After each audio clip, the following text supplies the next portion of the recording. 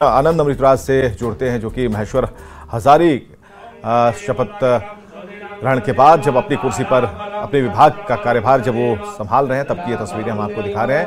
और हमारे साथ आनंद जुड़े हुए हैं। आनंद, ये पूरा पूजा पाठ कुर्सी संभालते ही और विभाग की एक बड़ी जिम्मेदारी मिली है इन्हें।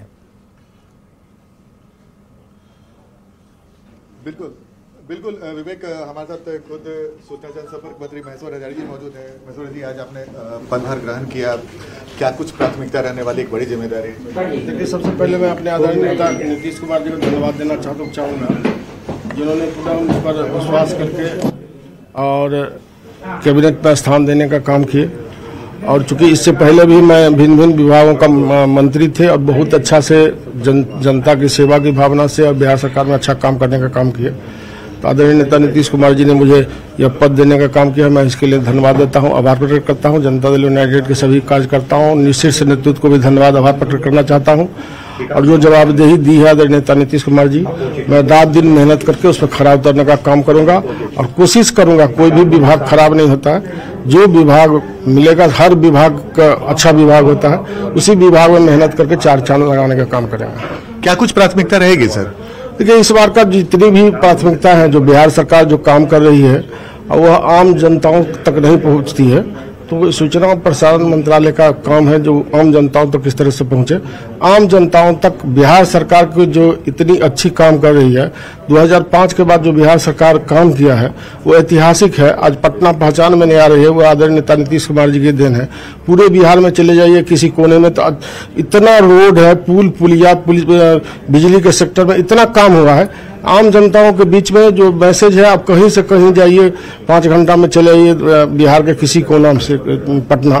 तो मैं समझता हूँ आदरणीय नेता नीतीश कुमार जी की इच्छा शक्ति, विजन का ही है। 2005 के बाद बिहार इतना अच्छा हुआ है और कोई नहीं कहता था कि बिहार विकास कर पाएगा, लेकिन उस बिहार को नीतीश कुमार ने सींचने का काम किया। रात दिन पूरे बिहार वासियों के एक परिवार समझ करके हर वर्ग के, हर समाज के लोगों को उन्होंने विकास करने का काम किया। और आने वाला समय में भी नीतीश कुमार जी रात दिन लगे हुए हैं, जो कमियां हैं उस सब पूरा करने के लिए नीतीश कुमार जी तत्पर हैं। एक पूरे भक्त के तौर पे टीका चंदन लगा के पूजा पाठ करके आपने बजाते एकदम स्वाभाविक बात है। देखिए, चूंकि हर समाज अपनी अपनी विश्वास व्यक्त करते हैं पूजा पाठ में, और हम लोग भी पूजा पाठ में विश्वास करते हैं, क्योंकि हमारा जो पैतृक था, बाबा परदादा सबके सब लोग पूजा पाठ में विश्वास किए, हम लोग भी करते आ रहे हैं और हमारा धर्म का भी यही है, इसलिए पूजा पाठ में हम लोग पूर्ण विश्वास करते हैं। सर, जो आपका विभाग है वो एक तरीके से आपके सरकार का चेहरा माना जाता है, तो एक बड़ी जिम्मेदारी, कई सारी चुनौतियां भी होंगी। स्वाभाविक बात है, कोई चुनौतियां नहीं है। काम करने वाले लोगों के लिए कोई चुनौती नहीं है, सिर्फ मेहनत करने की आवश्यकता है। दिल से मेहनत करना है, रात दिन मेहनत करना है और इसी में चार चांद लगाना है। चूंकि यह विभाग ऐसी विभाग है जिस विभाग को जितनी भी हम काम है, काम केवल जनता तक पहुंचा दे, जनता तक पहुंचा दे कौन कौन काम कर रही है सरकार इतनी नौकरी देने का काम किया है। तो ये मानते इतिहास में पहला बार हुआ है कोई बिहार सरकार एक समय में इतनी सरकारी नौकरी दी। तो बेरोजगार सब दूसरे स्टेट के लोग को भी यह सेवा दिया गया है। मैं समझता हूँ नीतीश कुमार जी से अच्छा मुख्यमंत्री आज तक हुआ है, न होगा।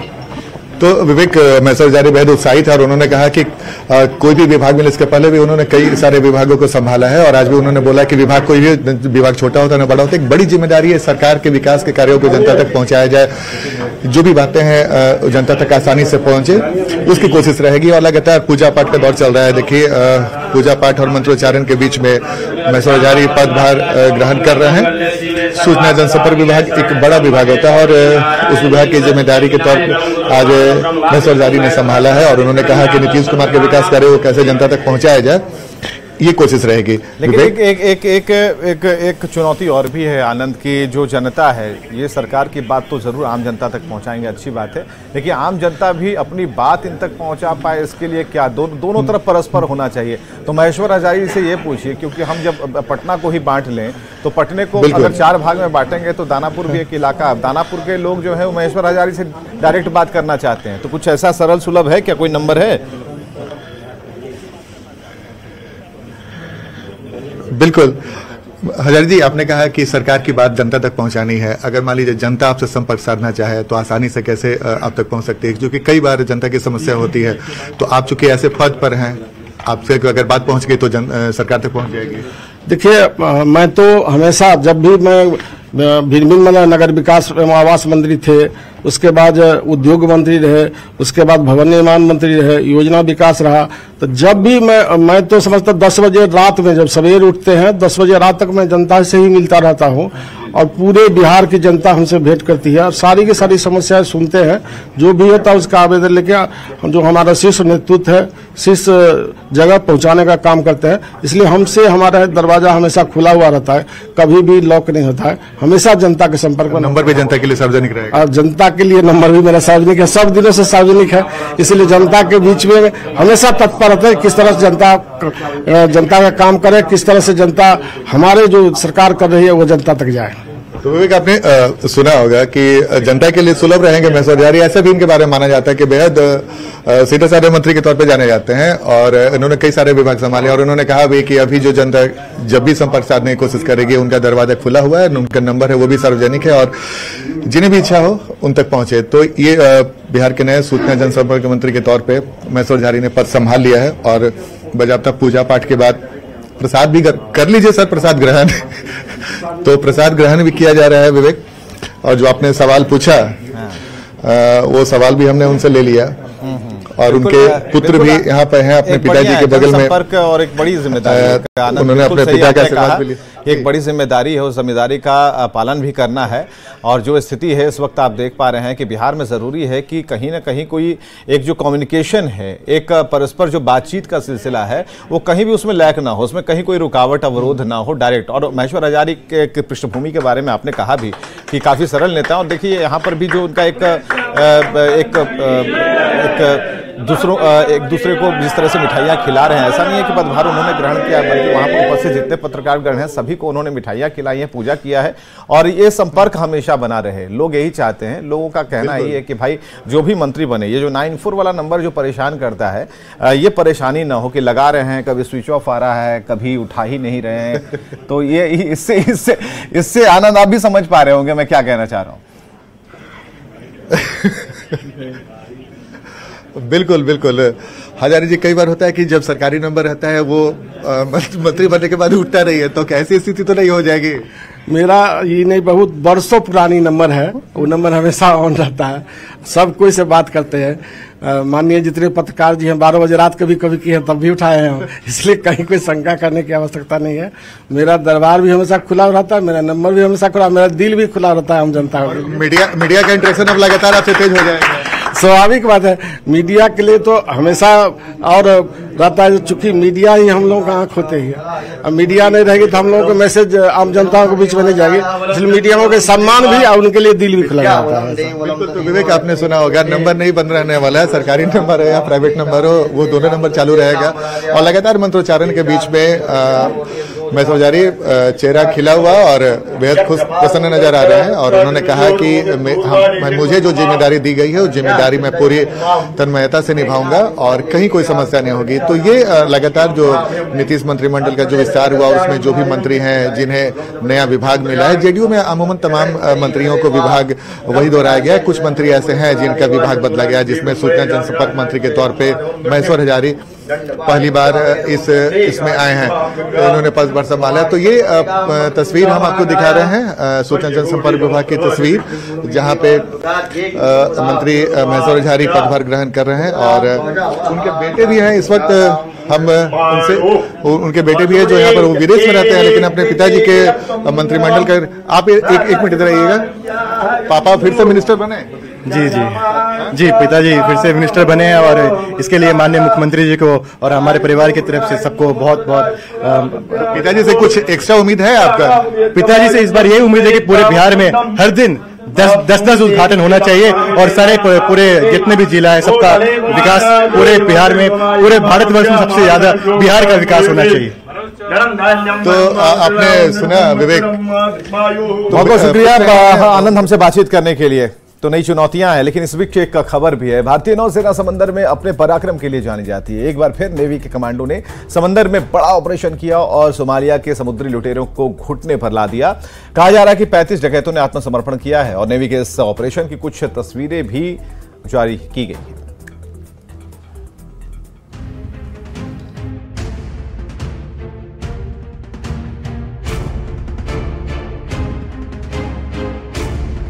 समंदर में हिंद के जाबाजों का पराक्रम।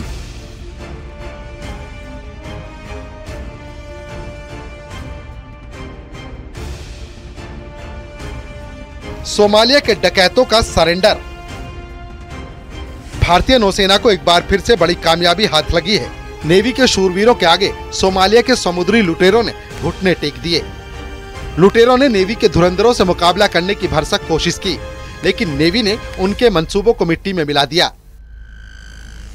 नौसेना के मार्कोस कमांडो ने समंदर में ऐसा पराक्रम दिखाया जिससे 35 सोमालियाई डकैतों को सरेंडर करना पड़ा। इतना ही नहीं, नौसेना ने मालवाहक जहाज से चालक दल के 17 सदस्यों को भी सुरक्षित बचाया।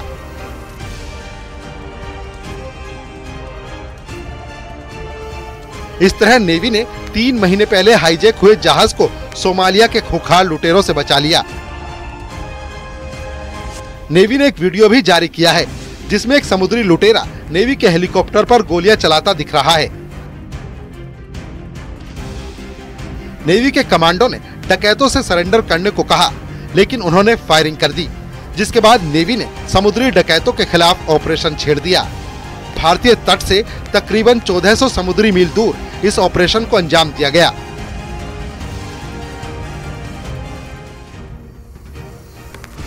इसके लिए इंडियन नेवी ने P-8I समुद्री गश्ती विमान, वॉरशिप INS कोलकाता और INS सुभद्रा को उतारा। C-17 विमान से मार्कोस कमांडो को कमर्शियल शिप पर उतारा गया, जिसके बाद लुटेरों को सरेंडर के लिए मजबूर होना पड़ा।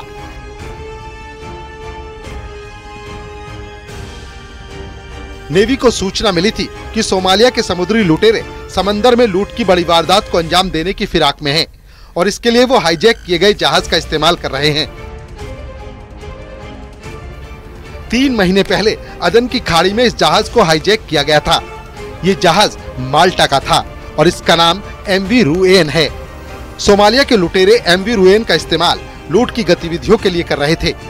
नेवी के मुताबिक 15 मार्च को जब हेलीकॉप्टर इस जहाज के करीब पहुंचा तो समुद्री लुटेरों में हड़कंप मच गया। लुटेरों से सरेंडर और बंधक बनाए गए क्रू मेंबर्स को छोड़ने के लिए कहा गया,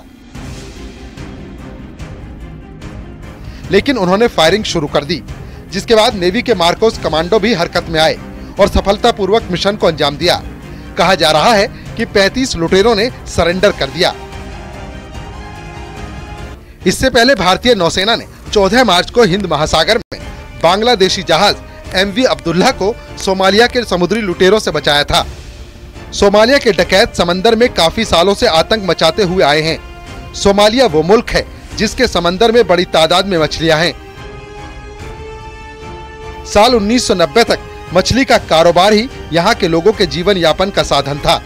तब समुद्री लुटेरों का कोई भय नहीं था, लेकिन सोमालिया के हालात बदल गए। देश में सिविल वॉर छिड़ गई। इसका फायदा विदेशी कंपनियों ने उठाया, लोगों का रोजगार छीनने लगा और साल 1990 के बाद से ही सोमालिया के लोगों ने हथियार उठा लिए और समुद्री लुटेरे बन गए। मालवाहक जहाजों को लूटना शुरू कर दिया।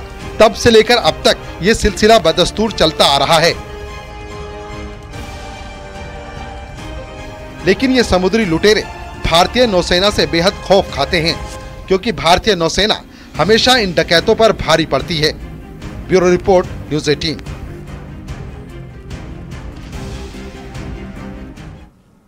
और खबरें लगातार जारी हैं, बने रहिए हमारे साथ।